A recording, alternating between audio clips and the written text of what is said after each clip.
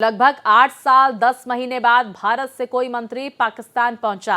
8 देशों के राष्ट्राध्यक्ष या फिर उनके प्रतिनिधि इस बैठक में भाग ले रहे हैं।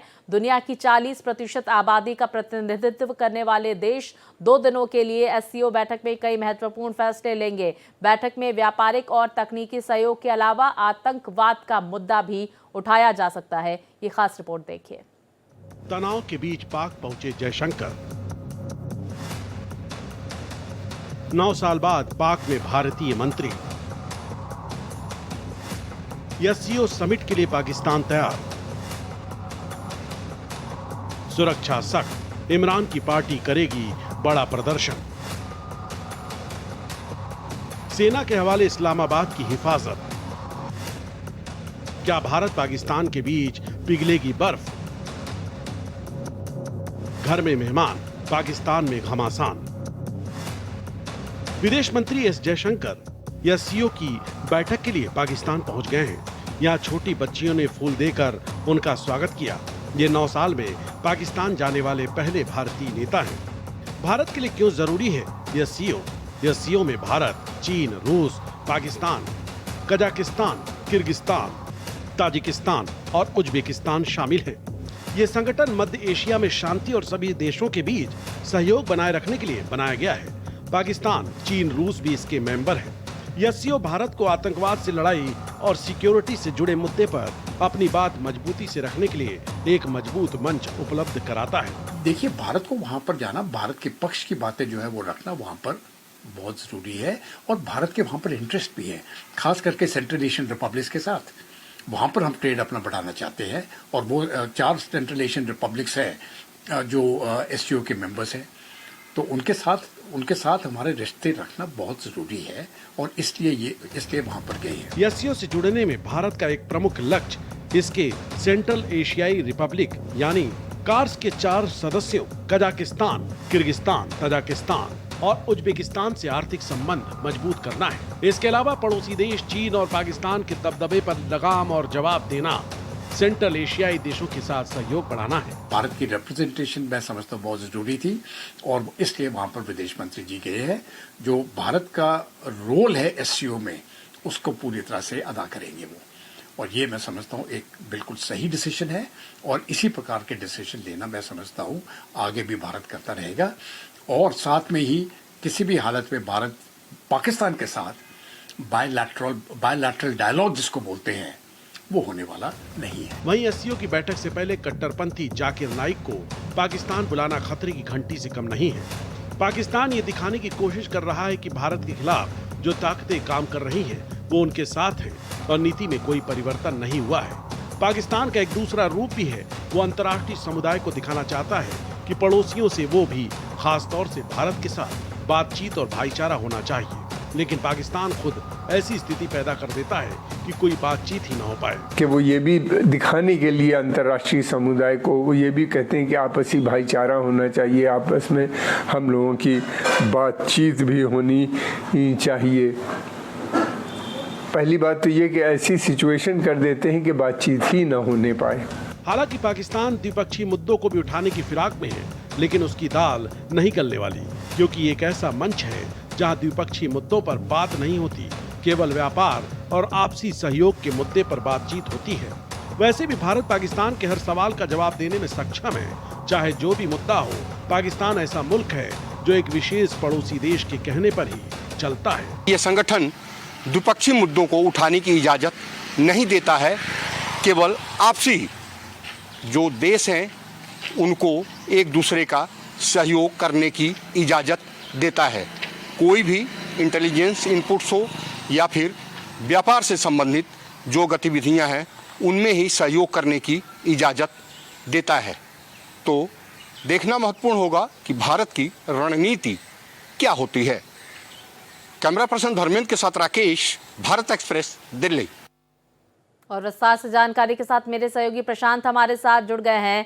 प्रशांत, पाकिस्तान के इस्लामाबाद से एससीओ समिट को लेकर क्या जानकारियां पहुंच रही हैं? क्योंकि आज यहां पर सम्मेलन का दूसरा दिन है, विदेश मंत्री एस जयशंकर की वहां पर मौजूदगी है। हमने देखा किस तरह से उन्होंने मॉर्निंग वॉक की और पाकिस्तान के इस्लामाबाद में पौधारोपण करते हुए नजर आए। खास तस्वीरें सामने निकल कर आई है। सूत्र ये भी जानकारी दे रहे हैं कि चीन के सामने पाकिस्तान ने फिर से कश्मीर का रोना रोया है। क्या अपडेट आपके पास? जी बिल्कुल, देखिए स्वाति, सबसे पहले आपको बता दूं कि कल जब विदेश मंत्री जयशंकर इस्लामाबाद पहुंचे थे तो एक बड़े कूल अंदाज में उनका जो पर्सनालिटी है वो देखने को मिली थी। जब वो फ्लाइट से उतरे थे तो ब्लैक कलर का चश्मा उन्होंने लगाया हुआ था। बच्चों का उन्होंने जो स्वागत है उनके द्वारा किया गया। और उसके बाद आज सुबह की जो तस्वीरें हैं, मॉर्निंग वॉक करते हुए नजर आए, वृक्षारोपण उन्होंने किया।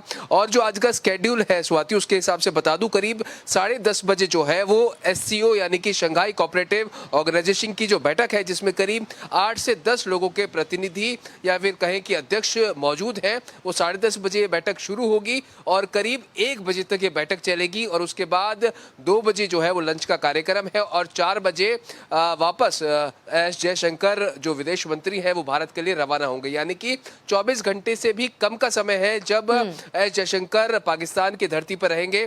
और पिछले साल भी आपको ध्यान होगा जब गोवा के अंदर SCO समिट हुआ था तो उसमें भी पाकिस्तान के विदेश मंत्री पहुंचे थे और एक पहल करने की, एक स्मूथ पहल करने की कोशिश यहां पर की गई थी। लेकिन देखिए लगातार जो जानकारों की जो बातें हैं वो यही निकल कर आ रही हैं कि द्विपक्षीय बातचीत हो सकती है, लेकिन उसको कहीं ना कहीं एस जयशंकर के द्वारा या फिर उनके सूत्रों के द्वारा ही उसको डिनाई कर दिया गया है। और साफ तौर पर कहा गया है कि जो SCO के मुख्य मुद्दे हैं अलगाववाद, आतंकवाद और धार्मिक कट्टरपंथ, उन्हीं को लेकर इस बैठक के अंदर चर्चा होगी। क्योंकि लगातार देखा गया है कि एस जयशंकर भी कहते आए कि चाहते हैं कि पड़ोसी देशों के साथ जो संबंध है वो अच्छे रहे, मधुर रहे। लेकिन 2019 में जिस तरह का पुलवामा, बालाकोट एयर स्ट्राइक और धारा 370 खत्म होने के बाद जो कहीं ना कहीं खटाई रिश्तों में पड़ी है वो स्मूथ होती नहीं दिखाई देती। तो यानी कि एक बात साफ मान के चलिए स्वाति कि SCO समिट से जुड़े जो मुद्दे हैं सिर्फ उन्हीं में बातचीत होगी। अलग से पाकिस्तान और भारत की कोई भी बातचीत इस समिट में संभव नहीं है। और 4 बजे के आसपास ही जयशंकर भारत के लिए रवाना हो जाएंगे। प्रशांत, क्या लगता है पाकिस्तान की धरती इस्लामाबाद से आतंकवाद को लेकर कोई बड़ा कड़ा संदेश यहां पर देते हुए विदेश मंत्री नजर आएंगे क्या आज?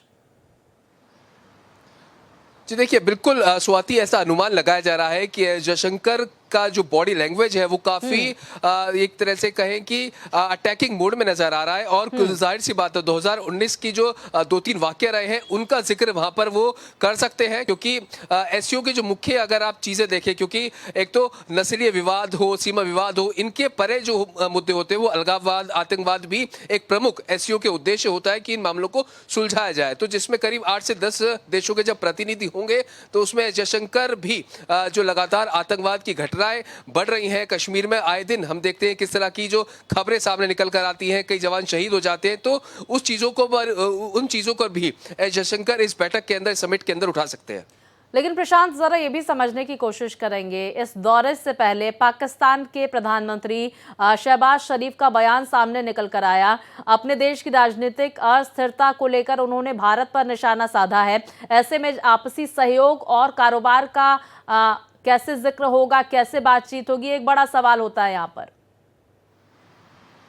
जी बिल्कुल, देखिए अक्सर देखा गया है स्वाति, जब भी कोई राजनीतिक कोई एक बड़ा एजेंडा जो है या फिर एक समिट इस तरह की होती है तो हर देश जो अलग देश होते हैं उनके ऊपर कहीं ना कहीं प्रहार करने की कोशिश करता है। और जब 8 से 10 देशों के जो प्रतिनिधि बैठते हैं तो उनके सामने, अब जैसे पाकिस्तान हमेशा कोशिश करता है भारत को टारगेट करने की, तो ऐसा ही देखा जाता है कि शहबाज शरीफ भी कुछ ऐसी बातें जो है वो चाइना और उनका अन्य जो देश है उनके सामने रख सकते हैं और कहीं ना कहीं अपने आपको एक ठगा, एक कमजोर स्थिति की जो बात है वो उनके सामने जगजाहिर कर सकते हैं और भारत पर कटाक्ष करेंगे। लेकिन उसी के एवज में जो है एक प्लान जो है भारत की तरफ से भी तैयार है। क्योंकि एस जयशंकर जो लगातार रणनीति के तहत जो कहा गया है, जो सूत्र बता रहे हैं कि 2019 के जो वाकया रहे हैं, बिल्कुल प्रशांत, देखिए करारा जवाब देते हुए पाकिस्तान की धरती से विदेश मंत्री एस जयशंकर नजर आएंगे। बहुत शुक्रिया आपका तमाम जानकारियों के लिए। इस बड़ी खबर पर नजर बनाए रखिए।